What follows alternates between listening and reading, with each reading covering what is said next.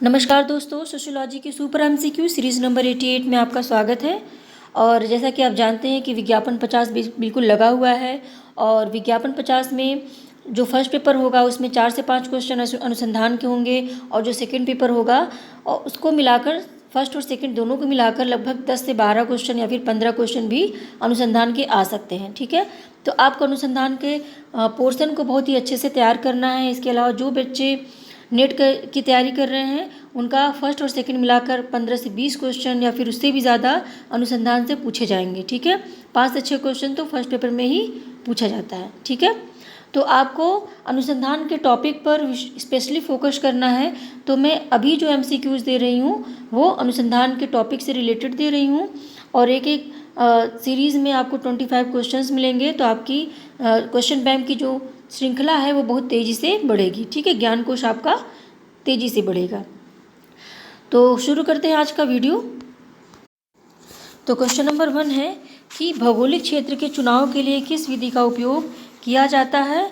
तो किस विधि का उपयोग किया जाता है? ग्रिड विधि का। ठीक है, तो आपको कई ऑप्शन है, टिकट प्रणाली है, लॉटरी विधि है, टिकट प्रणाली है। ठीक है, तो इसमें से जो ग्रिड विधि है वो हमेशा भौगोलिक विधि के लिए उपयोग किया जाता है, ये याद रखिएगा आप। ठीक है, अगला क्वेश्चन है कि निदर्शन की कौन सी पद्धति मिश्रित पद्धति के रूप में जानी जाती है। तो स्तरित निदर्शन जो है ये निदर्शन की मिश्रित पद्धति के रूप में जानी जाती है। ठीक है, इसमें सारी जो निदर्शन की जितनी पद्धतियाँ होती हैं चयन की, उसमें सबका ये मिश्रण होता है। फिर देखिए क्वेश्चन नंबर 3 है कि संभावित निदर्शन को और किस नाम से पुकारा जाता है। तो जो संभाव्य निदर्शन होता है उसको दैव निदर्शन के रूप में प्रदर्शित किया जाता है। ठीक है, और चूंकि संभावित का मतलब क्या है कि जितनी भी इकाइयां हैं समग्र में सबको चुने जाने का समान अवसर होता है, यानी कोई भी इकाई कहीं से भी चुनी जा सकती है। हम ये नहीं कह सकते कि सबसे टॉप से ही सबसे ज़्यादा लिया या फिर बीच से लिया या फिर निम्न स्तर से सबसे ज़्यादा लिया, ऐसा नहीं है। तो जो लॉटरी विधि होती है या फिर इस तरह की जो संयोग पर निर्भर होता है किसी भी इकाई का चुना जाना, उसको संभावित निदर्शन कहते हैं। ठीक है, और ये दैव निदर्शन के रूप में जानी जाती है। फिर अगला क्वेश्चन है कि टिप्पट ने 4 अंकों वाली कितनी संख्याओं की सूची तैयार की। तो ये रटने वाले क्वेश्चंस हैं। ठीक है, और वो कितनी संख्या थी? 10,400। ठीक है, तो इस तरह से आपको कंफ्यूज किया जाएगा 10,500, 600, ठीक है, 300, इस तरह से। तो 10,400 जो है टिप्पट ने 4 अंकों वाली सूची जो है 10,400 तैयार की थी। तो ये मोस्ट इम्पॉर्टेंट है। फिर देखिए अगला क्वेश्चन है कि वैज्ञानिक अनुसंधान की शास्त्रीय विधि किसको कहा जाता है। तो शास्त्रीय विधि किसको कहा जाता है? अवलोकन को। ठीक है, क्योंकि प्राचीन काल से ही अवलोकन को यूज किया जाता है, जबकि साक्षात्कार, प्रश्नावली, अनुसूची ये सब बाद में बनाएगी। जब अनुसंधान पे और भी रिसर्च हुए, इसमें और भी ज़्यादा विकास हुआ तो इन सब चीज़ों को बनाया गया। लेकिन अवलोकन एक ऐसी चीज़ है कि प्राचीन काल से ही जाकर घटना को निरीक्षित करके, व्यक्ति को निरीक्षित करके परिणाम निकाले जाते थे। ठीक है, फिर अगला क्वेश्चन देखिए कि प्रश्नावली विभिन्न व्यक्तियों को उत्तर देने के लिए प्रेषित की गई प्रश्नों की एक सूची है, किसने कहा है? तो ये कथन है और ये कथन है बोगार्डिस का। ठीक है, तो ये रटने वाला जो क्वेश्चन है उसमें समझाने की कोई बात नहीं है, आप उसको याद करना पड़ेगा। अगला प्रश्न है कि प्रश्नावली के साथ अनुसंधानकर्ता द्वारा कौन सा पत्र भेजा जाता है। तो कौन सा पत्र भेजा जाता है प्रश्नावली के साथ? वो है सहगामी पत्र। ठीक है, तो सहगामी पत्र इसलिए भेजते हैं ताकि प्रश्नावली में क्या चीज़ें हैं उसको अच्छे से डिटेल में लोगों को समझ में आ जाए। ठीक है, तो प्रश्नावली के साथ साथ सहगामी पत्र भी हम भेजते हैं कि प्रश्नावली का मुख्य उद्देश्य क्या है, कौन सी संस्था के द्वारा ये प्रश्नावली की जा रही है। ठीक है, और ये सब चीज़ें हमको भेजने के लिए सहगामी पत्र भेजना पड़ता है प्रत्येक प्रश्नावली के साथ। फिर अगला क्वेश्चन है कि प्रश्नावली भेजने के बाद कौन सा पत्र भेजा जाता है। तो प्रश्नावली के साथ की अगर बात होगी तो सहगामी पत्र होगा। ठीक है, और प्रश्नावली के बाद की बात होगी तो कौन सा पत्र होगा? वो होगा अनुगामी पत्र। ठीक है, तो प्रश्नावली जब भेजी जाती है तो उसके 14 दिन बाद जब प्रश्नावली का उत्तर नहीं आता है तो हम अनुगामी पत्र भेजते हैं कि हमारी प्रश्नावली की स्थिति क्या है, ये जानने के लिए। ठीक है, फिर देखिए क्वेश्चन नंबर 9 है कि प्रश्नावली भेजने के कितने दिनों के बाद अनुगामी पत्र भेजा जाता है। तो मैंने क्या बोला था कि 14 दिन बाद यानी 15वें दिन इसको भेजा जाता है। ठीक है, तो याद रखिएगा कि प्रश्नावली भेजने के बाद 15वें दिन जो है वो अनुगामी पत्र भेजा जाता है, ठीक है। तो 15 दिन जो है वो क्या है, वो आंसर सही है। फिर अगला क्वेश्चन है कि वर्ल्ड अटेंशन सर्वे किस विद्वान द्वारा किया गया था। तो वर्ल्ड अटेंशन सर्वे लास्टवेल के द्वारा किया गया था। क्वेश्चन नंबर 11 है कि social theory and social structure नामक पुस्तक किसने लिखी थी। तो social theory and social structure नामक पुस्तक जो है वो मर्टन ने लिखी थी, ठीक है। तो उन्होंने समाज की सामाजिक संरचना को थियरी के रूप में बताया हुआ था। और मर्टन के वीडियो में मैंने डिटेल में बताया है कि उन्होंने किस प्रकार के विचलन और सामाजिक संरचना की बात की थी। फिर अगला क्वेश्चन है कि मॉडर्न सोसाइटी नामक पुस्तक किसने लिखी है। तो बिसंज और बिसंज ने मॉडर्न सोसाइटी नामक पुस्तक लिखी है और ये एग्ज़ाम में आने के लिए बिल्कुल कैपेबल है, ठीक है। तो आप इसको याद रखिएगा। फिर देखिए क्वेश्चन नंबर 13 है कि किसने मौखिक जीवन को निष्क्रिय साक्षात्कार कहा। तो मौखिक जीवन को निष्क्रिय साक्षात्कार किसने कहा था, क्लकोहन ने, ठीक है। क्लकोहन ने मौखिक जीवन को निष्क्रिय साक्षात्कार कहा था कि व्यक्ति का जो किसी के बारे में, जीवन के बारे में हम जाते हैं, इंटरव्यू लेते हैं किसी का, जैसे हमको मान लीजिए गांधी जी का अध्ययन करना है। गांधी जी की मृत्यु हुई बहुत साल हो गए, लेकिन जहाँ उनका जन्म हुआ था, जहाँ लोग हैं उनको जानते हैं, वहाँ पे हम जाकर चीज़ों को पूछते हैं कि ये व्यक्ति कैसा था, इसके जीवन के बारे में कोई घटना हुई, तो उससे जो रिजल्ट निकाले जाते हैं, अनुसंधान में ये सब चीज़ें की जाती हैं, तो उसको निष्क्रिय साक्षात्कार कहा है क्लकोहन ने, ठीक है। कि वो साक्षात्कार होता है लेकिन वो सक्रिय नहीं होता। फिर क्वेश्चन नंबर 14 है कि टूल्स ऑफ सोशल साइंस नामक पुस्तक किसने लिखी है। तो टूल्स ऑफ सोशल साइंस नामक पुस्तक जॉन मेज ने लिखी है, ठीक है। फिर देखिए क्वेश्चन नंबर 15 है कि अनुसूची को आकर्षक बनाने के लिए क्या आवश्यक है। तो अनुसूची को आकर्षक बनाने के लिए स्पष्ट छपाई की आवश्यकता होती है, उपयुक्त आकार भी ज़रूरी है, ठीक है। अनुसूची का जो आदर्श आकार होता है। फिर चित्रों का उपयोग, ठीक है। अनुसूची को यदि कुछ चीज़ें होती हैं जब हम चित्रों के माध्यम से प्रकट करते हैं तो वो ज़्यादा अच्छे से समझ में आता है, ठीक है। तो इसका जो आंसर होगा वो डी होगा, यानी ये सभी चीज़ें क्या है, अनुसूची के लिए आवश्यक होती है। इन सब चीज़ों का जब हम यूज करते हैं तो अनुसूची आकर्षक और सरल हो जाती है, लोगों को समझने में आसान हो जाती है, ठीक है। फिर देखिए क्वेश्चन नंबर 16 है कि हाउ टू इंटरव्यू नामक पुस्तक किसने लिखी है। तो हाउ टू इंटरव्यू नामक पुस्तक लिखी है बिंघम ने, ठीक है।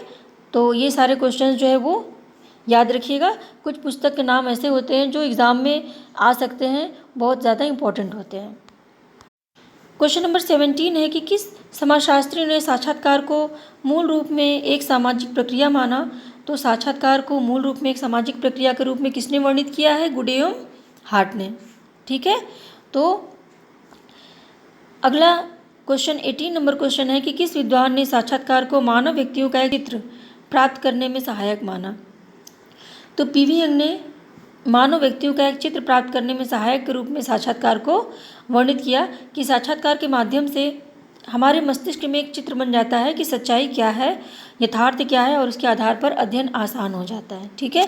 ये बात किसने कही है, पीवी यंग ने कही है। क्वेश्चन नंबर 19 है कि मोजर ने संरचित साक्षात्कार को क्या कहा। तो मोजर ने संरचित साक्षात्कार को क्या कहा, औपचारिक साक्षात्कार, ठीक है।